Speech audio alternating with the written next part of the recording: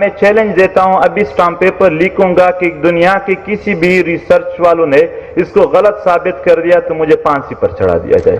Proudly ہم وفادار ہیں, ہم ان ظالم جرنیلوں کے وفادار نہیں بنیں گے. جنرل کیانی نے آسٹریلیا میں جزیرے لیے, اس کو پتہ نہیں ہے کہ پشتونوں کا ایک علاقہ ہے جس کی مکمل زندگی ہم نے تباہ و برباد کر دی ہے. آپ لوگوں نے دیکھا ہوگا کہ کرنٹ لگنے سے گدھا ہلاک ہو گیا, مگر وہاں پر ہمارے انتہائی انٹلیکچوئل طبقہ وہ روزانہ کے بنیاد پر ٹارگٹ کلنگ میں شہید ہو رہا ہے. کوئی خبر نہیں آئے گی. جو ہم کہہ رہے ہیں 70,000 لوگ شہید ہو گئے ہیں, تھوڑا ان کی بات کرتے ہیں کہ طریقہ واردات کیا تھا. ایکسٹرا جوڈیشل کلنگز کی بات ہم سنتے ہیں. ایکسٹرا جوڈیشل کلنگ کن کن طریقوں سے ہوا؟ فیک انکاؤنٹرز کے ذریعے. ظلم اور بربریت کے خلاف آواز اٹھانے والے علی وزیر کو جیل میں رکھنے کے لیے اور گرفتار کرنے کے لیے اس ملک میں ادارے اور عدالت موجود ہے, مگر علی وزیر کے خاندان کے 17 شہیدوں کو انصاف دینے کے لیے کوئی عدالت اور کوئی ادارہ موجود نہیں ہے. فیک انکاؤنٹر کے نام پر اگر میں یہاں بات شروع کر دوں تو ہزاروں واقعات ہیں. یہاں پر جتنے بھی ہم کہتے ہیں کہ قتل کر دیا گیا, وہ صرف ایک انسان کا قتل نہیں ہوتا ہے, وہ ان ماؤں کی امیدوں کا بھی قتل ہوتا ہے, ان بچوں کے امیدوں کا بھی قتل ہوتا ہے جو ان کے سہارے جیتے ہیں, وہ اس گھر کے معیشت کا بھی قتل ہوتا ہے. ہزارہ مسنگ پرسنز یا extra judicial killing, Baloch missing persons یا ایکسٹرا جوڈیشل کلنگ, یا اس طرح سندھ میں اور دیگر علاقوں میں. یہ میں نے جو خاکہ پیش کیا وہ صرف بتانے کے لیے کہ جو ہزاروں لوگ شہید اور مسنگ پرسنز ہو رہے ہیں, ان کے گھروں کا, ان کے فیملیز کا کیا حال ہوتا ہے اور یہ سین کیا ہے.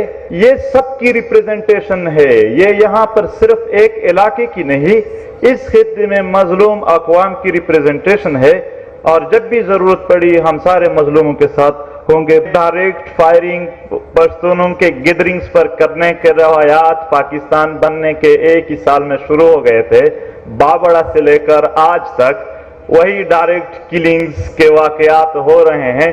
آپ لوگوں نے سنا نہیں ہوگا کیونکہ میڈیا والوں کو جرنیل کی طرف سے اجازت نہیں ہے, کرنل کی طرف سے, کہ آپ لوگوں کو وہ حالات بتا دیں, ورنہ چمن میں عام عوام پر جب فائرنگ کیا گیا اس میں جو 2 نوجوان عبدالرزاق اور مطیع اللہ شہید ہو گئے, اس کے عمر 12 سال اور 14 سال تھے. چھوٹے چھوٹے بچوں کو بھی یہ لوگ معاف نہیں کرتے ہیں. اس کا ایک اور شکل بھی ہے ان ایکسٹرا جوڈیشل کلنگ کا, ریئیکشنری کلنگ. یعنی کہیں فوج پر فائرنگ ہوا تو وہ عام عوام کے علاقوں میں گھس کر وہاں پر لوگوں کو ٹارگٹ کرتے ہیں. ایک واقعہ صرف یہاں پر انڈرسٹینڈنگ کے لیے بیان کرتا ہوں. وانا کے قریب ایک علاقہ ہے, وہاں پر فوج پر ایک فائرنگ ہوئی. فائرنگ کے بعد وہ گاؤں میں داخل ہوئے. اس وقت گاؤں کے اسکول میں اساتذہ کی میٹنگ چل رہی تھی. 17 اساتذہ کو ڈائریکٹلی شہید کر دیا گیا. یہ صرف یہ ایک واقعات نہیں ہے. اگر میں بیان کرنا چاہوں تو یہ جو 70,000 لوگوں کی میں نے بات کی, یہ سب ان جیسے واقعات میں ہیں. اس کے علاوہ جیٹ بمبارز کی بات کرتے ہیں. ستمبر 2015 میں زیارت رے تحصیل سروکئی کا ایک علاقہ ہے, وہاں پر بمباری ہوئی. میں نے خود وہ حالات اپنے آنکھوں سے دیکھے. یہ جتنا بھی بیان کر رہا ہوں ان کے بارے میں چیلنج دیتا ہوں, ابھی اسٹامپ پیپر لکھوں گا کہ دنیا کے کسی بھی ریسرچ والوں نے اس کو غلط ثابت کر دیا تو مجھے پھانسی پر چڑھا دیا جائے. ستمبر 2015 میں زیارت رے میں بمباری ہوئی.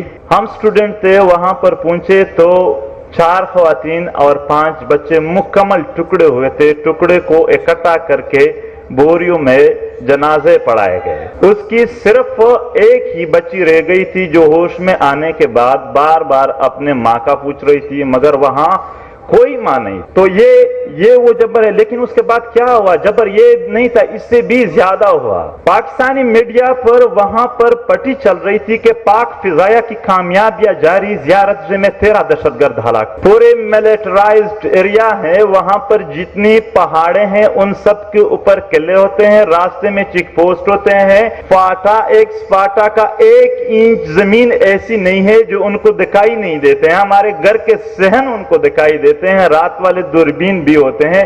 پھر کون آتا ہے اس بیچ میں؟ یہ ٹارگٹ کلنگ ان علاقوں میں زیادہ ہوتی ہے جہاں مدنیات زیادہ ہوتے ہیں۔ نارتھ وزیرستان بویا محمد خیل جو کاپر اور گولڈ سے بری پڑی ہے، وہاں کے لوکل لوگوں کو ٹرک کی ڈرائیوری بھی نہیں ملتی ہے، چائنا کے ساتھ ایگریمنٹ کر کے صرف وہاں پر لوگوں کو ٹارگٹ کلنگ ملتی ہے اور کچھ نہیں۔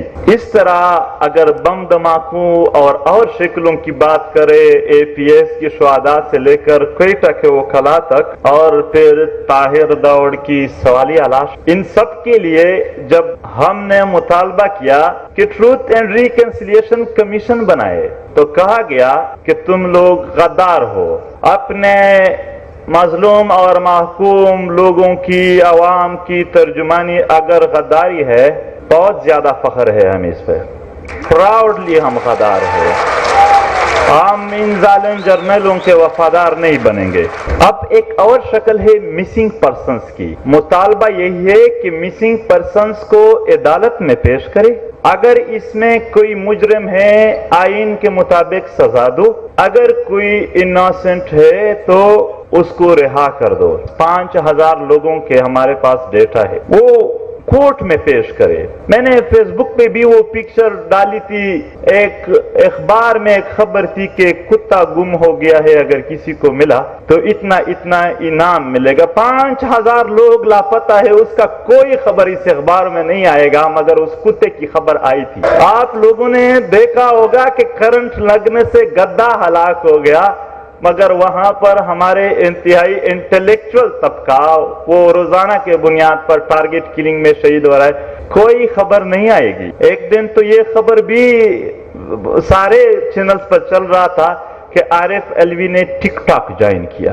وہاں انسانوں کا خون بہ رہا ہے، وہاں پر مائیں پورا دن رو کر اپنی ہی چادر سے اپنا سر درد کی وجہ سے باندھ لیتے ہیں، اس کا کوئی مسئلہ نہیں ہے۔ جنرل کیانی نے آسٹریلیا میں جزیرے لیے، اس کو پتہ نہیں ہے کہ پشتونوں کا ایک علاقہ ہے جس کی مکمل زندگی ہم نے تباہ و برباد کر دی ہے۔ اور رویہ کیا ہے؟ رویہ یہ ہے کہ کلبھوشن یادو کے لیے اسپیشل بیل بنائیں گے ان کے حقوق دینے کے لیے، ان کے ساتھ کال بھی الاؤڈ ہے، پر بلوچ اور پشتون جو مسنگ ہے اس کو کچھ الاؤڈ نہیں ہے، اس کو کوئی اس طرح کی فیسلٹی نہیں ہے۔ انصاف دور کی بات ہے، انصاف دور کی بات ہے، انصاف مانگنے کے لیے بھی وہ ہمیں نہیں چھوڑتے ہیں۔ انصاف مانگنے کی جرم میں بھی ہم پر کون سے دفعات لاگو ہوتے ہیں آپ کو پتہ ہے؟ 123 124 اے بی 1860 میں انگریزوں نے اس علاقے کو غلام بنانے کے لیے جو دفعات انٹروڈیوس کیے تھے، لوگوں پر لگائے تھے، آج پاکستانی ریاست وہاں پر پشتون رہنماؤں پر آج بھی وہی لگاتے ہیں۔ کوئی ڈی کالونائزیشن ہمارے لیے نہیں ہوئی ہے، ہم اسی کالونیل دور میں رہ رہے ہیں۔ 3 MPO آج بھی وہاں پر کمن ہے، 5 MPO 3 MPO وہی انگریز۔ ایسا لگ رہا ہے کہ جو علاقے انگریزوں کے ساتھ تھوڑے کوآپریٹو تھے ان کے ساتھ آج کا بھی فوج کوآپریٹو ہے، جو نہیں کوآپریٹو تھے اس کے ساتھ آج بھی وہی رویہ ہے۔ پاکستان جب بنا تو یہاں پر فوج تو نہیں بنی، وہی فرنگی فوج میں بھرتی لوگوں کو اکٹھا کر کے نام بنا دیا گیا کہ پاکستان آرمی، تو قالو یہاں پر وہی رویہ جاری رہا، ہمارے ساتھ وہی رویہ آج کل جاری ہے۔ Action in aid of civil power یہاں ذکر کیا گیا، کسی نے پڑھا ہے؟ اس میں ایک سیکیورٹی اہلکار کو مکمل اجازت ہے کہ کسی کو پکڑو، اریسٹ کرو، قتل کرو، گھر میں اسمار کرو، آپ سے کوئی نہیں پوچھے گا۔ یہی علاج ہے ہمارے لیے، ہمارے لیے 3 MPO ہے۔ ہم آج پوچھنا چاہتے ہیں کہ ریاست کے پاس ہمیں دینے کے لیے اس 21ویں صدی میں جہاں ریاستیں فلاحی ریاستیں ہیں، کیا ہے؟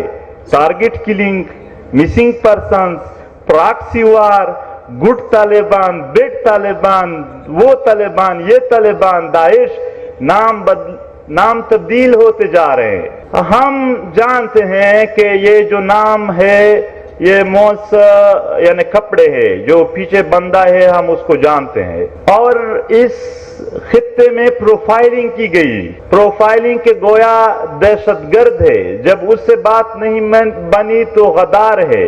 लोगों को इतना वो किया गया। अभी एक नौजवान आया कि मैं लाहौर से हो, क्या आप वाकई गद्दार है? सवाल पूछ रहे थे, मुझे खुशी हुई और मैंने कहा हाँ मैं वाकई गद्दार हूं। तो वो थोड़ा मुझे देखने लगा कि कैसे। मैंने कहा वो जालिम लोग, वो जालिम जर्नल जो यहां जुल्म करते हैं उसका मैं कभी वफादार नहीं रहूंगा। बिल्कुल वो इत्मीनान कर ले। हम जैसे ratchet of the earth people को भी मौका दिया कि यहाँ पर इजहार करे और tribute to all of you. काफी खुशी हुई सच में। यहाँ पर हमने पहली बार इस मुल्क में थोड़ी अपनी रिप्रेजेंटेशन देखी। जो भी स्पीकर आता था वो रिप्रेजेंटेशन करता था।